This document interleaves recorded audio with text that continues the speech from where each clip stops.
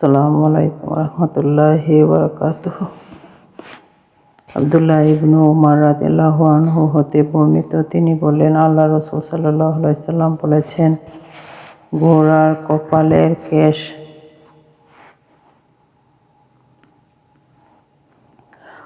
উরওয়া ইবনু জাদ রাদিয়াল্লাহু সূত্রে নবী সাল্লাল্লাহু আলাইহি ওয়াসাল্লাম হতে বর্ণিত, তিনি বলেন, ঘোড়ার কপালের কেশ গুচ্ছে কিয়ামত পর্যন্ত কল্যাণ আছে। সুলাইমান রহমতুল্লাহ আলাইহি, সুবা রহমতুল্লাহ আলাইহি সূত্রে উরওয়া ইবনু আবুল জাদ রহমতুল্লাহ থেকে বর্ণনা করেছেন। হাদিস বর্ণনায় সুলাইমান রহমতুল্লাহ আলাইহি এর অনুসরণ করেছেন মুসাদ্দাদ রহমতুল্লাহ আলাইহি উরওয়া ইবনু আবু জাদ রহমতুল্লাহ আলাইহি হতে 2852, 3119, 3643।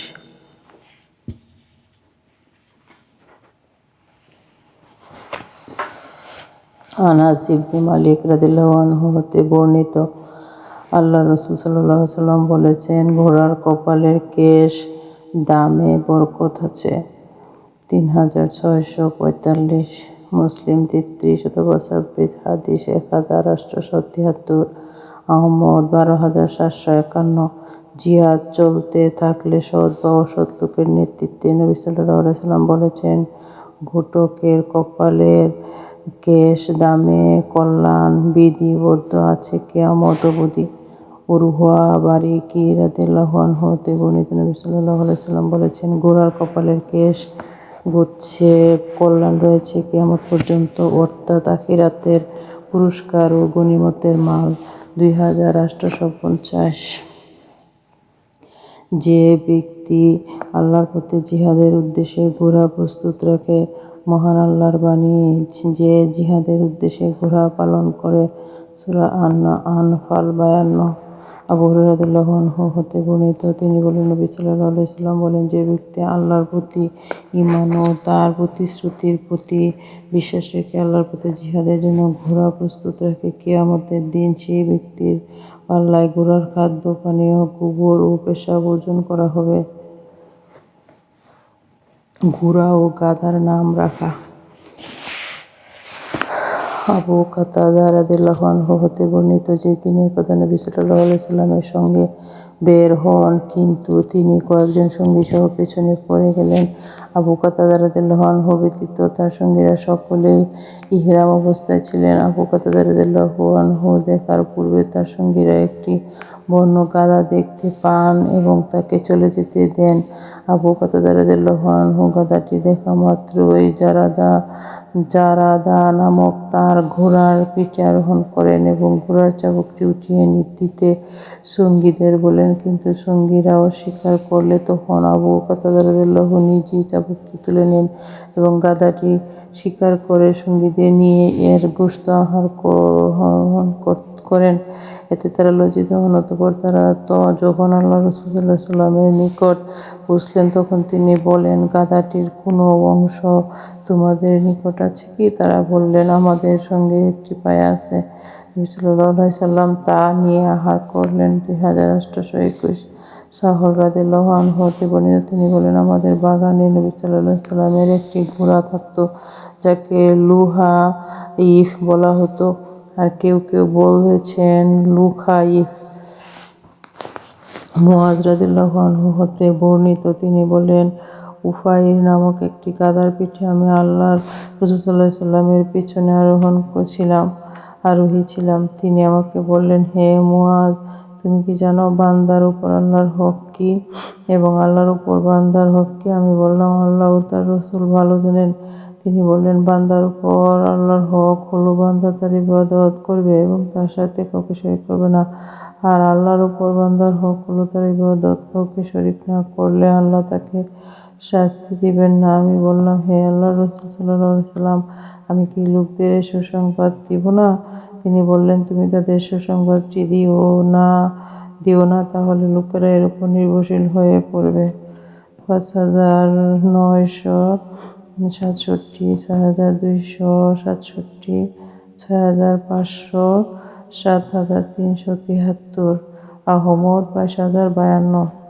আনাস ইবনে মালিক রাদিয়াল্লাহু আনহু হতে বর্ণিত যে এক সময় মদিনা হয় আতঙ্ক ছড়িয়ে পড়লে নবী সাল্লাল্লাহু আলাইহি ওয়াসাল্লাম আমাদের মানদুব নামক ঘোড়াটি চেয়ে নিলেন।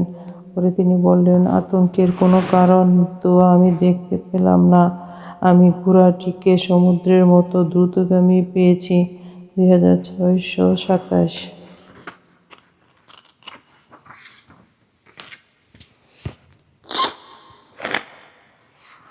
ঘোড়ার অকল্যাণ সম্পর্কে যা বলা হয়, আব্দুল্লাহ ইবনে উমর রাদিয়াল্লাহু আনহু হতে বর্ণিত, তিনি বলেন, আমি নবী সাল্লাল্লাহু আলাইহি সাল্লামকে বলতে শুনেছি যে 3টি জীবনে অকল্যাণ আছে, ঘোড়ায়, নারীতে ও বাড়িতে। 2099। সাহল ইবনে সাঈদী রাদিয়াল্লাহু আনহু হতে বর্ণিত যে আল্লাহ রাসূল সাল্লাল্লাহু আলাইহি সাল্লাম বলেছেন, যদি কোনো কিছুতে অকল্যাণ থেকে থাকে তবে তা আছে নারী, ঘোড়া ও বাড়িতে।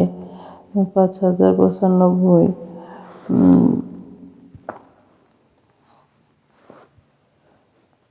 ঘোড়া 3 ধরনের মানুষের জন্য, আর আল্লাহ তাআলার বাণী, তিনি সৃষ্টি করেছেন ঘোড়া, খচ্চর ও গাধা তোমাদের আরোহণের জন্য ও শোবার জন্য, এবং আরও সৃষ্টি করেছেন এমন বস্তু যা তোমরা জানো না। আন-নাহল 8। আবু হুরায়রা রাদিয়াল্লাহু আনহু হতে বর্ণিত যে আল্লাহ রাসূল সাল্লাল্লাহু আলাইহি ওয়াসাল্লাম বলেছেন, ঘোড়া 3 শ্রেণীর লোকের জন্য, একজনের জন্য পুরস্কার, একজনের জন্য আবরণ এবং একজনের জন্য পাপের বোঝা।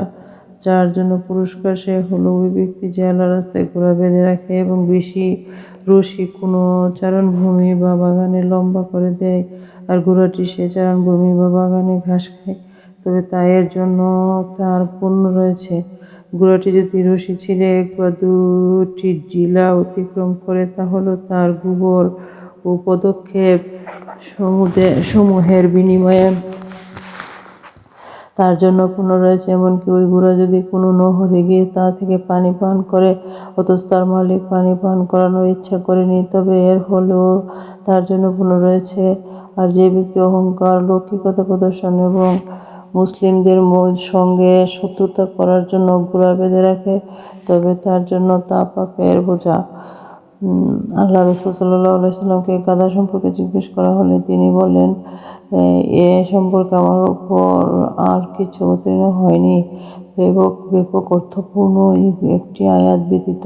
আল্লাহর বাণী, কেউ অনুপরিমাণ নেক কাজ করে থাকলে সে তা দেখতে পাবে, আর কেউ অনুপরিমাণ বদ কাজ করে থাকলে সে তাও দেখতে পাবে। জিলজাল 7 থেকে 8। 2371।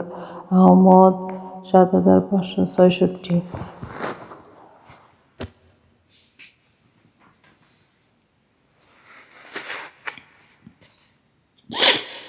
অবাধ্য পশু এবং তেজি ঘোড়ার আরোহণ করা।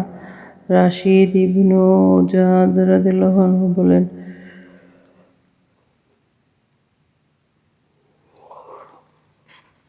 সালফ সালেহীন তেজি ঘোড়ার চড়তে ভালোবাসতেন, কেননা সেগুলো খুব দ্রুতগামী ও খুব সাহসী।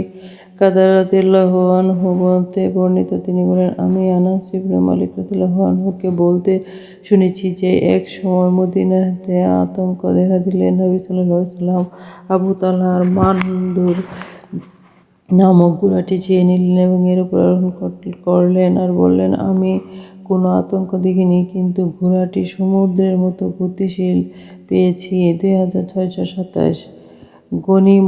গনিমতে ঘোড়ার অংশ। মালিক রহমতুল্লাহ আলাইহি বলেন, ঘোড়া ও বিশেষ করে তুর্কি ঘোড়ার গনিমতে অংশ দেওয়া হবে।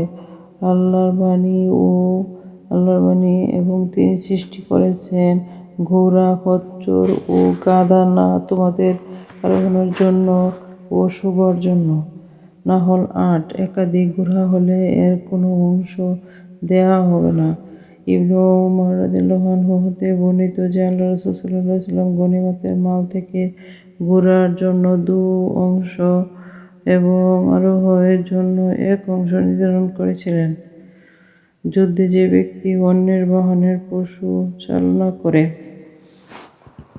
আবু ইসহাক রাদিয়াল্লাহু আনহু হতে বর্ণিত যে এক ব্যক্তি বারা ইবনু আজিব রাদিয়াল্লাহু আনহুকে বলল, আপনারা কি হুনায়নের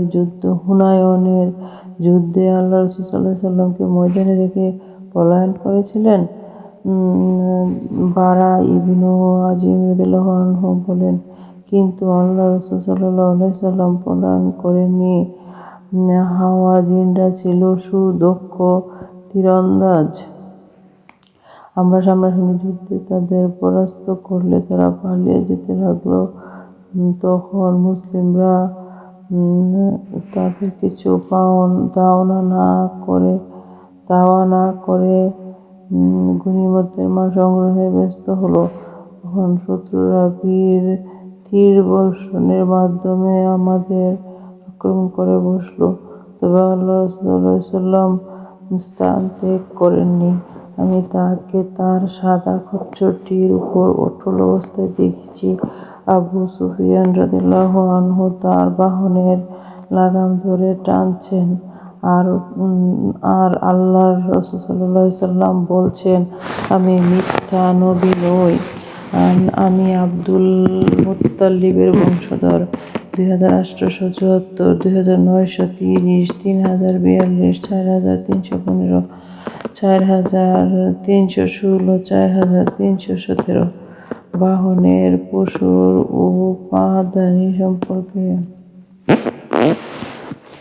ইবনু উমর রাদিয়াল্লাহু আনহু হতে বর্ণিত যে নবী সাল্লাল্লাহু আলাইহি সাল্লাম সওয়ার হয়ে পানিতে পা রাখার পর উটটি দাঁড়িয়ে গেল।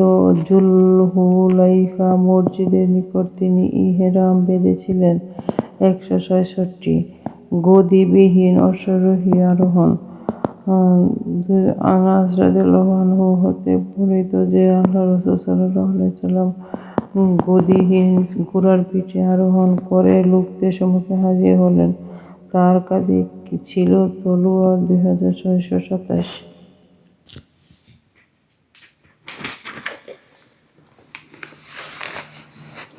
ধীরগতিসম্পন্ন ঘোড়া। আনাস ইবনে মালিক রাদিয়াল্লাহু আনহু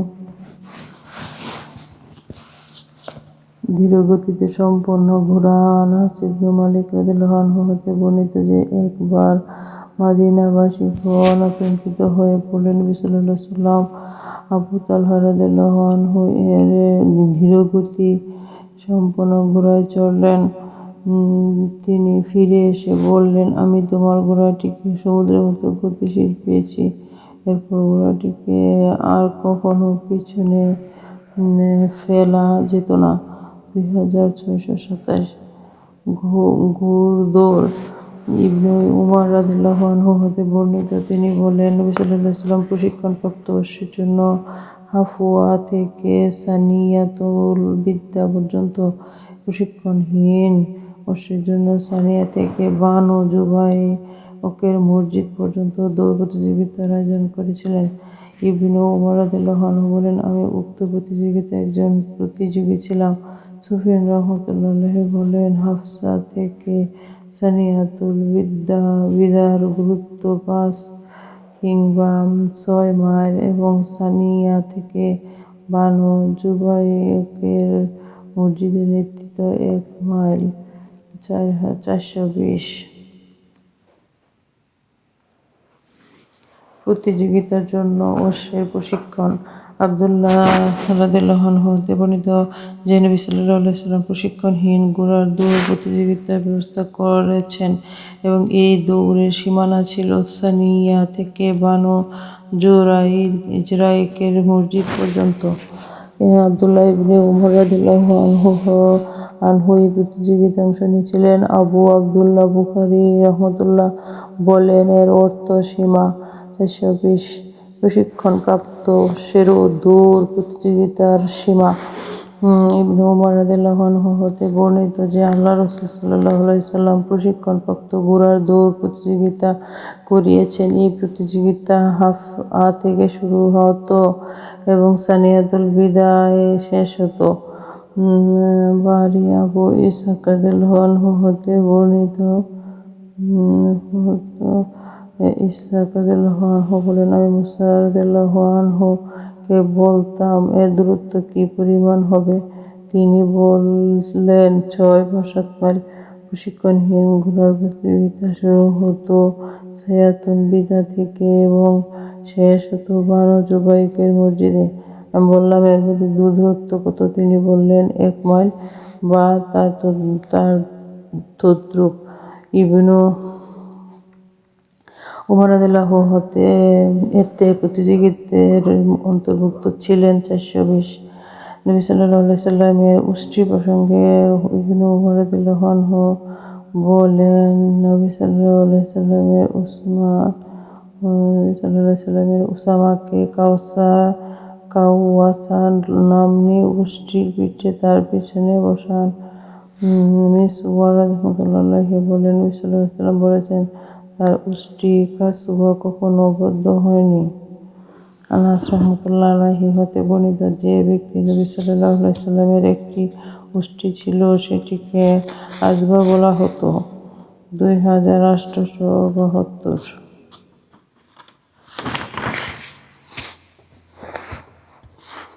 আনাস রাদিয়াল্লাহু আনহু হতে বর্ণিত যে আল্লাহ রাসূল সাল্লাল্লাহু আলাইহি সাল্লাম ও আজবা নামের একটি উষ্ট্রি ছিল ও কোনো উষ্ট্রি তার আগে যেতে পারত না। হুমায়দ রাহমাতুল্লাহি বলেন, কোনো উষ্ট্রি তার আগে যেতে সক্ষম হতো না। কেন? একদা এক বেদুইন একটি রৌয়ান উটে চড়ে আসলো এবং আজবা এর আগে চলে গেল। এতে মুসলিমদের মনে কষ্ট হলো, এমনকি নবী সাল্লাল্লাহু আলাইহি সাল্লামও তা বুঝতে পারলেন। তখন তিনি বললেন, আল্লাহর নিয়মে যে দুনিয়ার সব কিছুরই স্থানের পরিবর্তন আছে। 2871। গর্বের পিঠে সওয়ার অবস্থান যুদ্ধ। নবী সাল্লাল্লাহু আলাইহি সাল্লাম এর সাদা খচ্চর। আনাস রাদিয়াল্লাহু আনহু তা বর্ণনা করেছেন। আবু হুরায়রা রাদিয়াল্লাহু আনহু বলেন, আইলার শাসক নবী সাল্লাল্লাহু আলাইহি সাল্লামকে একটি সাদা খচ্চর হাদিয়া দিয়েছিলেন। আমর ইবনু হারিস রাহমাতুল্লাহি হতে বর্ণিত, তিনি বলেন, নবী সাল্লাল্লাহু আলাইহি সাল্লাম তার সাদা খচ্চর, কিছু যুদ্ধ সামগ্রী ও সামান্য ভূমি ছাড়া আর কিছুই রেখে যাননি। এগুলো তিনি সদকা স্বরূপ ছেড়ে যান। 2749। বারা রাদিয়াল্লাহু আনহু হতে বর্ণিত যে কোনো এক ব্যক্তি তাকে বললেন, হে আবু উমরা, আপনারা হুনায়নের দিন পলায়ন করেছিলেন?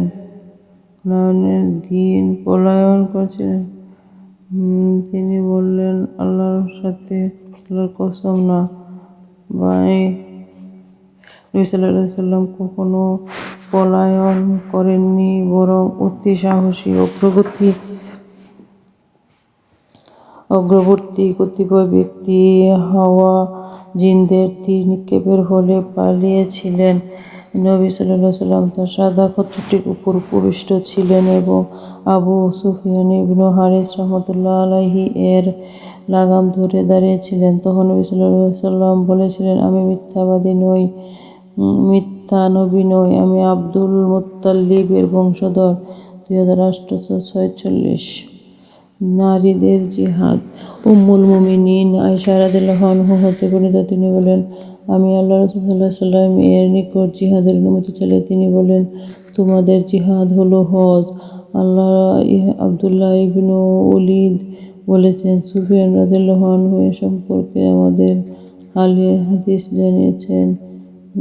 1520। উম্মুল মুমিনিন আয়েশা রাদিয়াল্লাহু হতে বর্ণিত যে আল্লাহ রাসূল সাল্লাল্লাহু আলাইহি সাল্লাম এর নিকট তার স্ত্রীগণ জিহাদের অনুমতি প্রার্থনা করলে তিনি বললেন, মহিলাদের জন্য উত্তম জিহাদ হলো হজ। 1520। নৌযুদ্ধে নারীদের অংশগ্রহণ।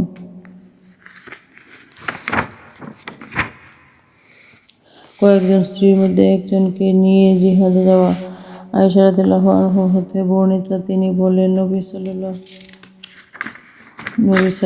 আলাইহি সাল্লাম বাইরে কোথাও যাবার ইচ্ছা করলে তিনি তার স্ত্রীদের মধ্যে কোরআর মাধ্যমে সিদ্ধান্ত গ্রহণ করতেন এবং এতে যার নাম আসতো তাকে নবী সাল্লাল্লাহু আলাইহি ওয়াসাল্লাম সঙ্গে নিয়ে যেতেন এক যুদ্ধে। এভাবে তিনি আমাদের মধ্যেও কোরআর মাধ্যমে সিদ্ধান্ত গ্রহণ করলেন। এতে আমার নাম আসলো এবং আমি নবী সাল্লাল্লাহু আলাইহি ওয়াসাল্লামের সঙ্গে বের হলাম। এ ছিল পর্দার আয়াত নাজিল হবার পরবর্তী ঘটনা। 2593 নারীদের যুদ্ধে গমন এবং পুরুষদের সঙ্গে যুদ্ধে অংশগ্রহণ গ্রহণ। আনাস রাদিয়াল্লাহু আনহু হতে বর্ণিত, তিনি বলেন, উহুদের যুদ্ধে সাহাবীগণ নবী সাল্লাল্লাহু আলাইহি ওয়াসাল্লাম থেকে বিচ্ছিন্ন হয়ে পড়লেন। আমি দেখলাম আয়েশা বিনতে আবু বকর ও উম্মু সুলাইম রাদিয়াল্লাহু আনহু তাদের আঁচল এতটুকু উড়িয়ে দিয়েছেন যে আমি তাদের উভয় পায়ের গহনা দেখছিলাম। তারা উভয়ে মশক পিঠে বয়ে সাহাবীগণের মুখে পানি ঢেলে দিচ্ছিলেন, আবার ফিরে গিয়ে মশক ভর্তি করে নিয়ে এসে সাহাবীগণের মুখে পানি ঢেলে দিচ্ছিলেন। 2902, 3811, 4046, 4064 যুদ্ধে নারীদের মশক নিয়ে লোকদের নিকট যাওয়া। সালাবা ইবনু আবু মালিক রাদিয়াল্লাহু আনহু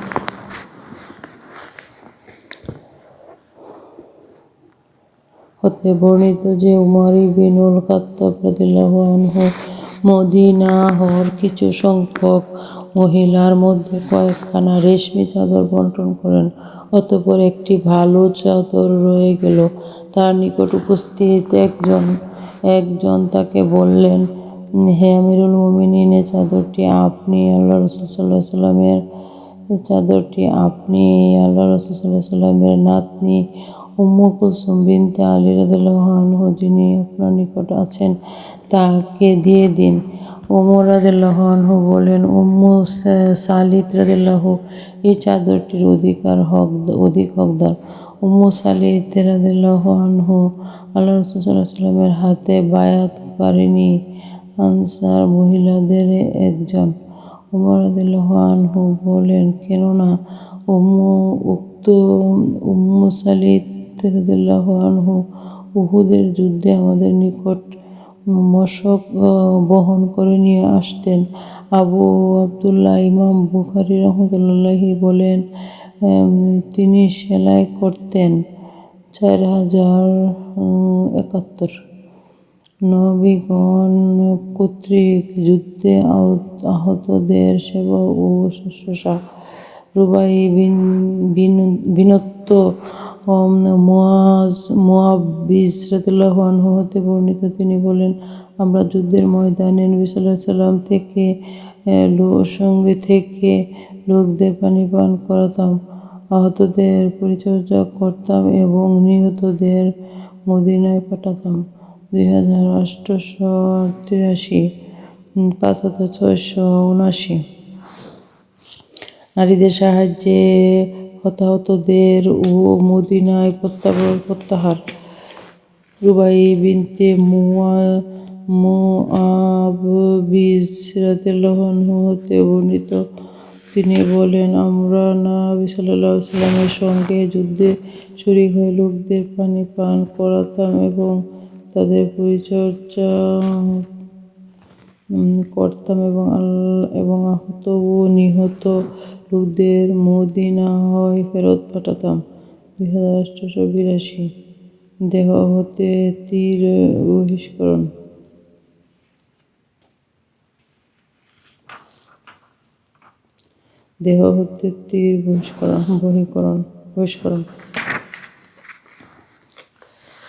আবু মুসা রাদিয়াল্লাহু আনহু হতে বর্ণিত, তিনি বলেন, যুদ্ধে আবু আমিরের হাঁটুতে তীর বিদ্ধ হলো।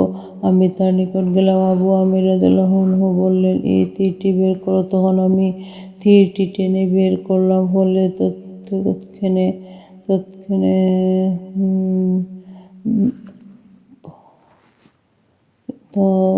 ফলে তা থেকে পানি প্রবাহিত হতে লাগলো। আমি নবী সাল্লাল্লাহু আলাইহি ওয়াসাল্লামের নিকট গেলাম এবং তাকে ঘটনাটি জানালাম। আল্লাহ রাসূল সাল্লাল্লাহু আলাইহি ওয়াসাল্লাম বললেন, হে আল্লাহ, আবু আমির উবাইদকে ক্ষমা করুন। 4330, 6383। মহান আল্লাহর পথে যুদ্ধে প্রহরা দান। আয়েশা রাদিয়াল্লাহু আনহা হতে বর্ণিত, তিনি বলেন, এক রাতে আল্লাহ রাসূল সাল্লাল্লাহু আলাইহি ওয়াসাল্লাম জেগে কাটান। অতঃপর তিনি যখন মদীনায় এলেন, এই আশঙ্কা প্রকাশ করলেন যে আমার সাহাবীদের মধ্যে কোনো যোগ্য ব্যক্তি যদি রাতে আমার পাহারায় থাকত। এমন সময় আমরা অস্ত্রের শব্দ শুনতে পেলাম। জিজ্ঞেস করলেন, উনি কে? ব্যক্তিটি বলল, আমি সাদ ইবনে আবু ওয়াক্কাস। আমার পাহারার জন্য এসেছি। আপনার পাহারার জন্য এসেছি। তখন নবী সাল্লাল্লাহু আলাইহি ওয়াসাল্লাম বললেন, ঘুমিয়ে গেলেন। 7231।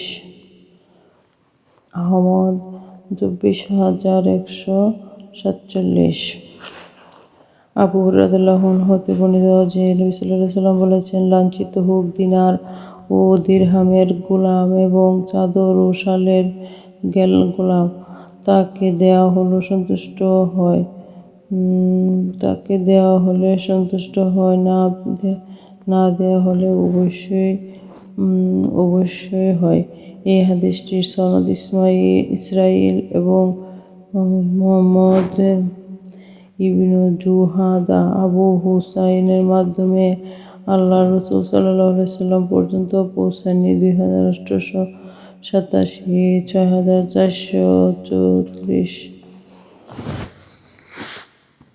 আবু হুরায়রা রাদিয়াল্লাহু আনহু থেকে আমাদের অতিরিক্ত বর্ণনা করেন যে নবী সাল্লাল্লাহু আলাইহি ওয়াসাল্লাম বলেছেন, লাঞ্ছিত হোক দিনারের গোলাম, দিরহামের গোলাম এবং শালের গোলাম। তাকে দেয়া হলে সন্তুষ্ট হয়, তা দেয়া হলে অসন্তুষ্ট হয়, না দেওয়া হলে অসন্তুষ্ট হয়। তারা লাঞ্ছিত হোক, অপমানিত হোক, তাদের পায়ে কাঁটা বিদ্ধ হলে তা কেউ তুলে দিবে না। এই দায়িত্বের জন্য সুসংবাদ যে ঘোড়ার লাগাম ধরে জিহাদের জন্য প্রস্তুত রয়েছে, যার মাথার চুল উস্কো খুস্কো এবং পা ধূলিমলিত, তাকে পাহারায় নিয়োজিত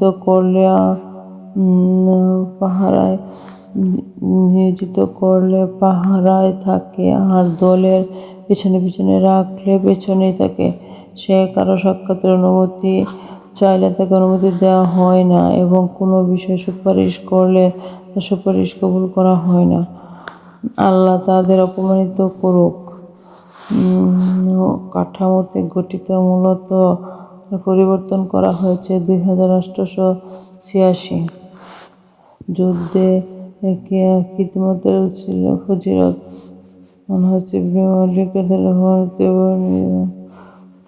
আনাস ইবনে মালিক রাদিয়াল্লাহু আনহু হতে বর্ণিত, তিনি বলেন, এক সফরে আমি জারির ইবনে আব্দুল্লাহ রাদিয়াল্লাহু এর সঙ্গে ছিলাম। তিনি আমার খিদমত করতেন, যদিও তিনি আনাস রাদিয়াল্লাহু আনহু এর চেয়ে অনেক বয়সে বড় ছিলেন।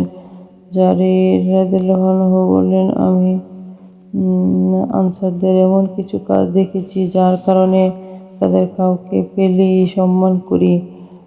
মুসলিম 4445, হাদিস 2515।